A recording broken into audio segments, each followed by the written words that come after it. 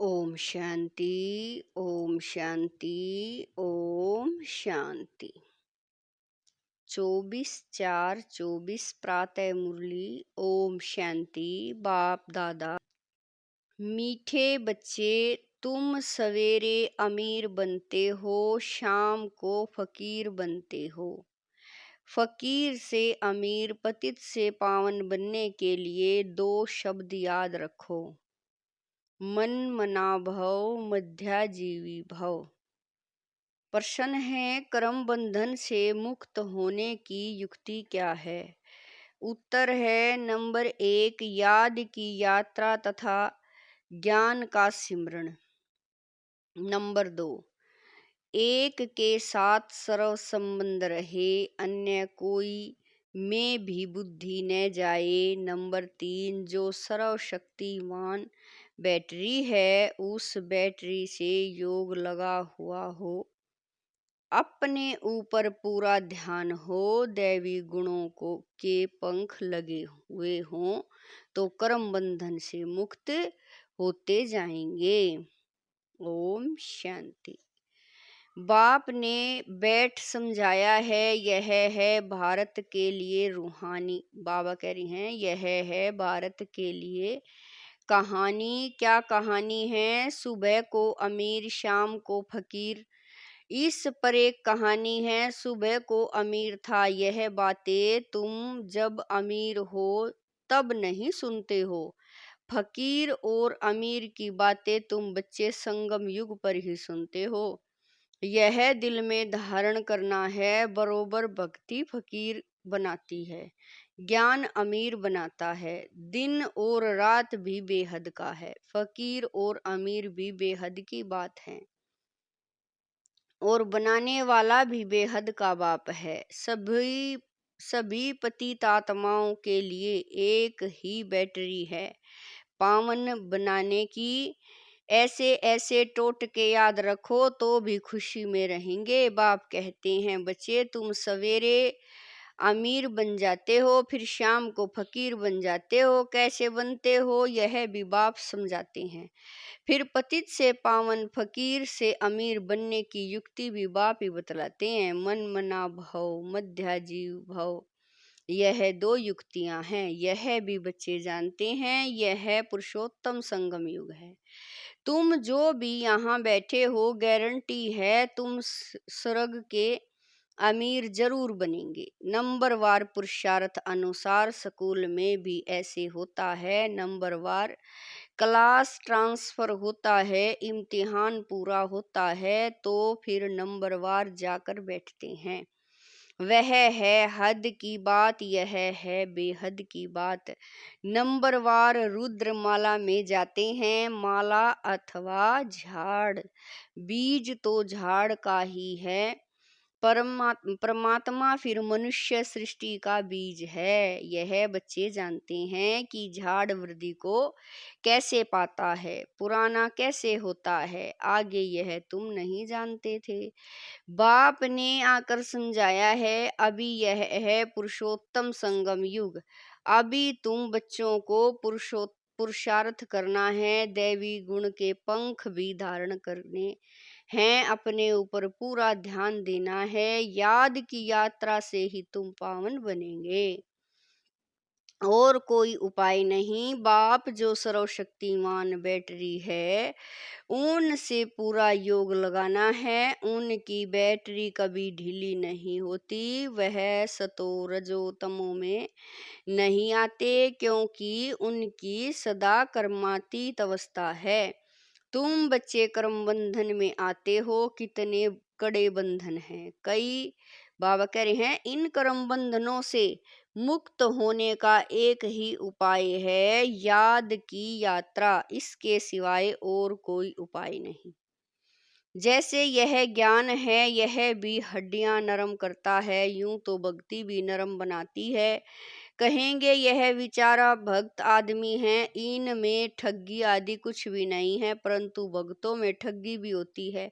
बाबा अनुभवी है, आत्मा शरीर द्वारा धंधा दौरी करती है, तो इस जन्म का भी सब कुछ स्मृति में आता है। 4-5 वर्ष की आयु से अपनी जीवन कहानी याद रहनी चाहिए, कोई 10-20 वर्ष की बात भी भूल जाते हैं। जन्म जन्मांतर का नाम रूप तो याद नहीं रह सकता, एक जन्म का तो कुछ बता सकते हैं, फोटो आदि रखते हैं, दूसरे जन्म का तो पता नहीं रह सकता।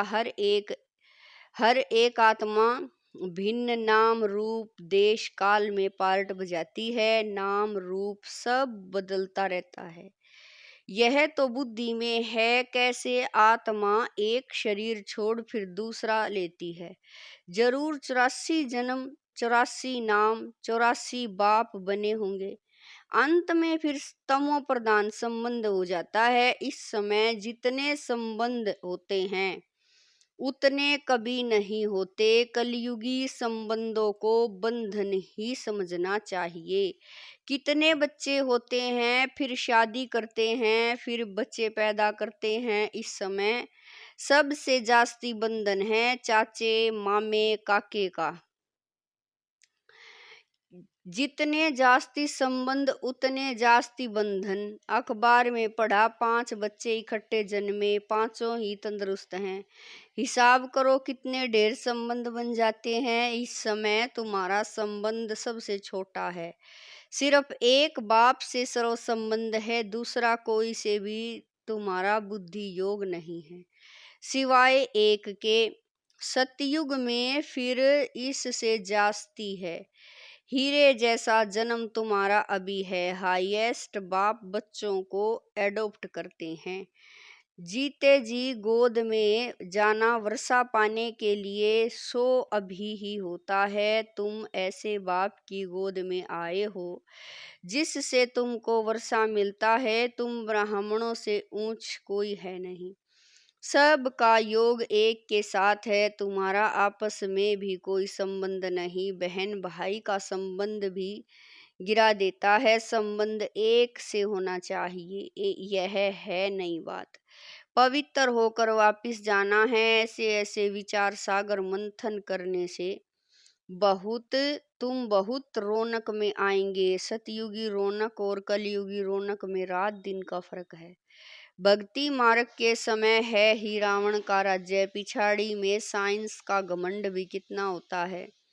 जैसे सतयुग से भेंट करते हैं। एक बच्ची ने समाचार लिखा कि हमने प्रश्न पूछा कि स्वर्ग में हो या नरक में हो, तो 4-5 ने कहा हम स्वर्ग में हैं। बुद्धि में रात दिन का फर्क पड़ जाता है। कोई समझते हैं हम तो नरक में हैं, फिर उनको समझाना पड़ता है कि स्वर्गवासी बनने चाहते हो।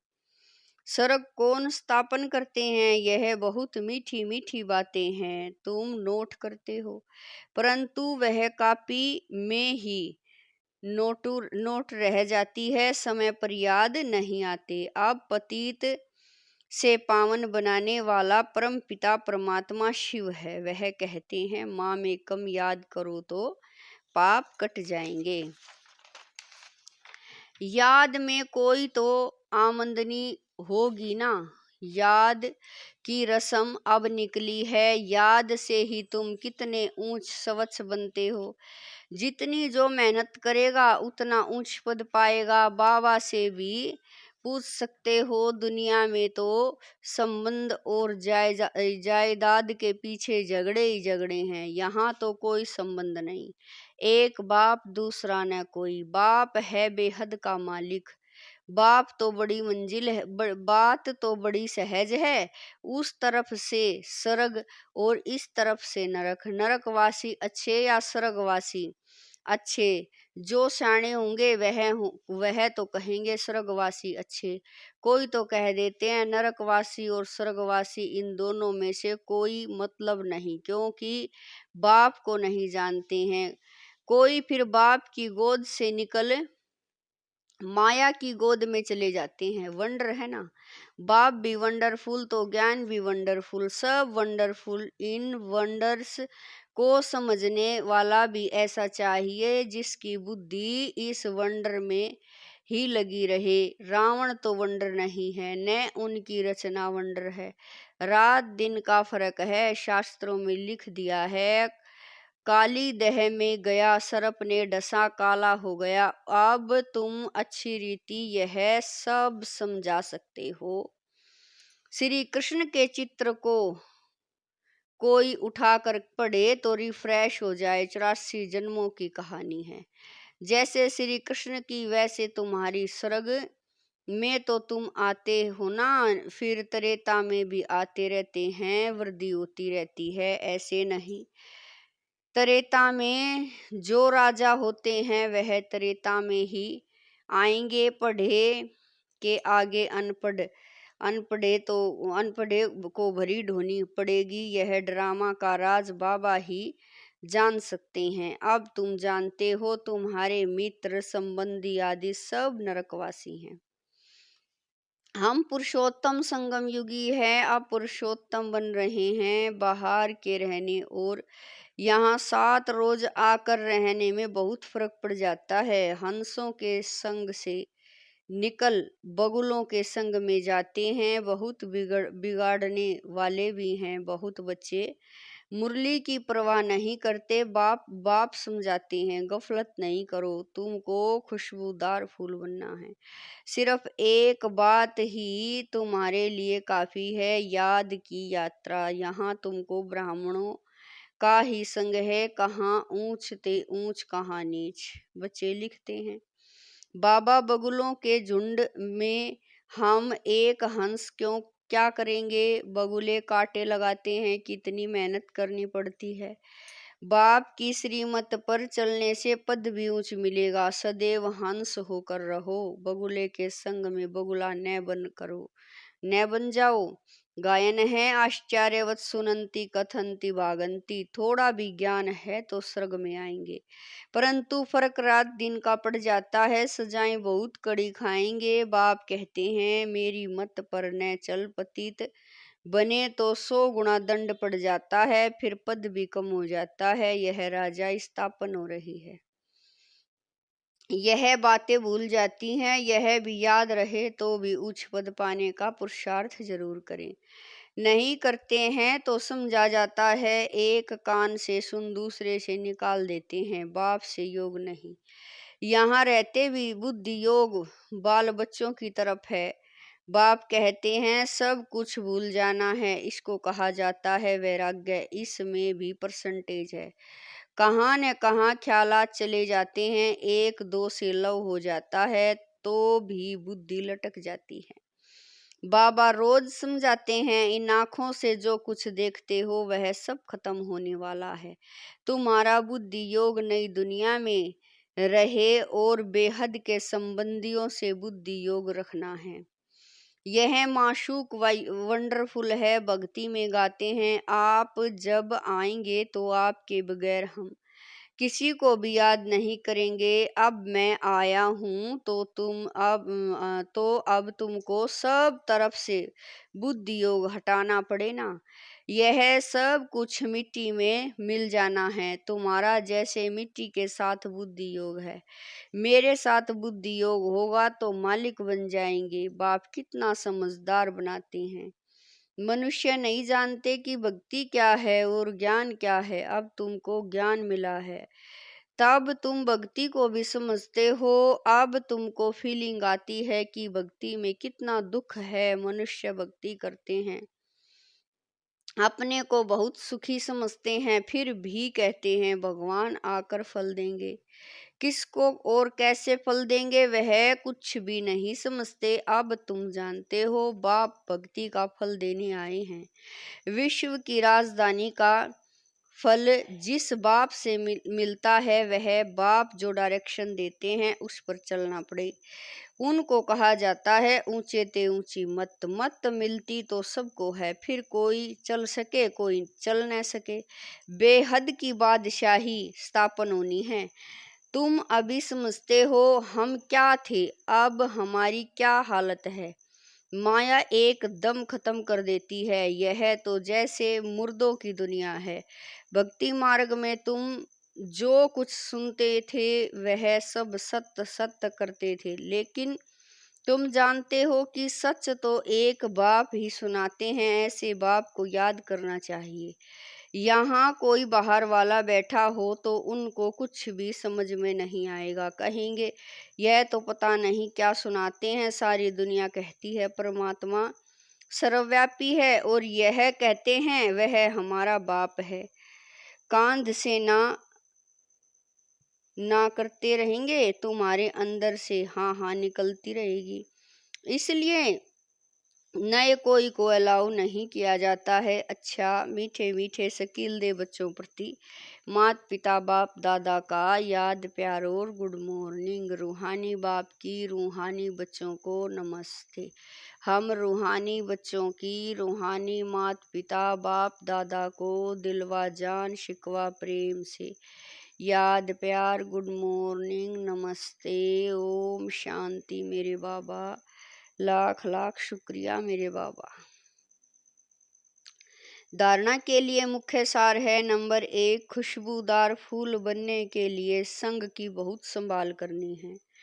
हंसों का संग करना है, हंस होकर रहना है। मुरली में कभी बेपरवाह नहीं बनना है, गफलत नहीं करनी है। नंबर 2, कर्म बंधन से मुक्त होने के लिए संगम युग पर अपने सर्व संबंध एक बाप से रखने हैं। आपस में कोई संबंध नहीं रखना है, किसी हद के संबंध में लव रख बुद्धि योग लटकाना नहीं है, एक को ही याद करना है। वरदान है परमात्म लव में लीन होने व मिलन में मग्न होने वाले सच्चे स्नेही भवै। वरदान है परमात्म लव में लीन होने व मिलन में मग्न होने वाले सच्चे स्नेही भवै। स्नेह की निशानी गाई जाती है कि दो होते भी दो न रहें, लेकिन मिलकर एक हो जाएं। इसको ही समा जाना कहते हैं। भक्तों ने इसी स्नेह की स्थिति को समा जाना व लीन होना कह दिया है। लव में लीन होना यह स्थिति है, लेकिन स्थिति के बदले उन्होंने आत्मा के अस्तित्व को सदा के लिए समाप्त होना समझ लिया है। आप बच्चे जब बाप के व रूहानी माशूक के मिलन में मग्न हो जाते हो तो समान बन जाते हो। स्लोगन है अंतर्मुखी वह है जो व्यर्थ संकल्पों से मन का मौन रखता है। अंतर्मुखी वह है जो व्यर्थ के संकल्पों से मन का मौन रखता है। ओम शांति।